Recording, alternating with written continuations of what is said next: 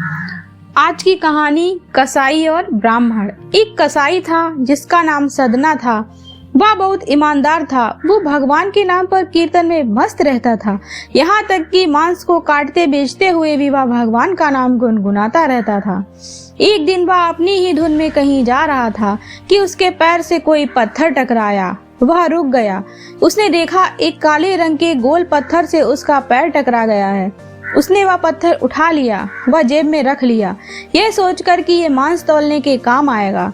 वापस आकर उसने वह पत्थर मांस के वजन को तौलने के काम में लगाया। कुछ ही दिनों में उसने समझ लिया कि ये पत्थर कोई साधारण नहीं है।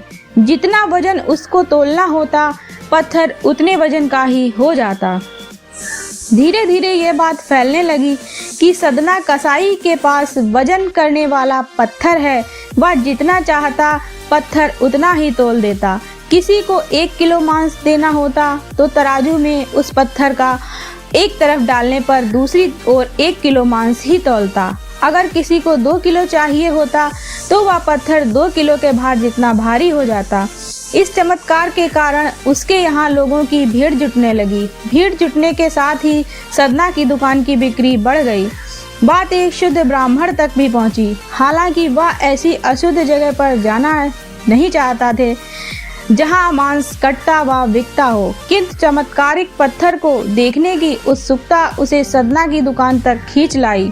दूर से खड़े वह सदना कसाई को मीट तौलते देखने लगा। उसने देखा कि कैसे वह पत्थर हर प्रकार के वजन के बराबर तौल रहा था। ध्यान से देखने पर उसके शरीर के रोए खड़े हो गए। भीड़ के छटने के बाद ब्राह्मण सदना कसाई के पास गया। ब्राह्मण को अपनी दुकान में आया देखकर सदना कसाई प्रसन्न भी हुआ और आश्चर्यचकित भी। बड़ी नम्रता से सदना ने ब्राह्मण को बैठने के लिए स्थान दिया और पूछा कि वह उसकी क्या सेवा कर सकता है। ब्राह्मण बोला, तुम्हारे इस चमत्कारी पत्थर को देखने के लिए ही मैं तुम्हारी दुकान पर आया हूँ, या यूं कहें कि ये चमत्कारी पत्थर ही मुझे खींचकर तुम्हारी दुकान पर ले आया है।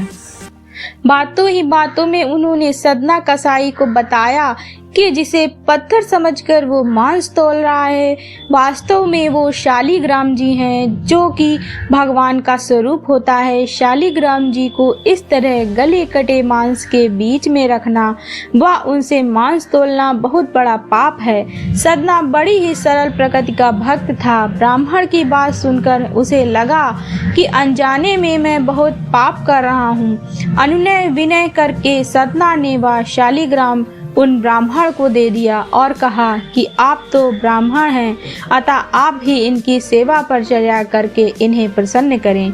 मेरे योग्य कोई सेवा हो तो मुझे अवश्य बताएं। ब्राह्मण उस शालिग्राम शिला को बहुत सम्मान से घर ले आए। घर आकर उन्होंने श्री शालिग्राम को स्नान करवाया, पंचामृत से अभिषेक किया व पूजा अर्चना आरंभ कर दी।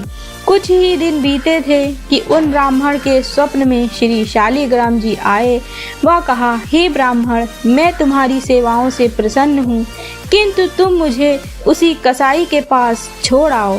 स्वप्न में ही ब्राह्मण ने कारण पूछा तो उत्तर मिला कि तुम मेरी अर्चना पूजा करते हो, मुझे अच्छा लगता है, परंतु जो भक्त मेरे नाम का गुणगान कीर्तन करते रहते हैं उनको मैं अपने आप को भी बेच देता हूँ। सदना तुम्हारी तरह मेरा अर्चन नहीं करता, परंतु वह हर समय मेरा नाम गुनगुनाता रहता, जो कि मुझे अच्छा लगता है, इसलिए तो मैं उसके पास गया था। ब्राह्मण अगले ही दिन सदना कसाई के पास गया। वह उनको प्रणाम करके सारी बात बताई। वह श्री शालिग्राम जी को उन्हें सौंप दिया। ब्राह्मण की बात सुनकर सदना कसाई की आंखों में आंसू आ गए।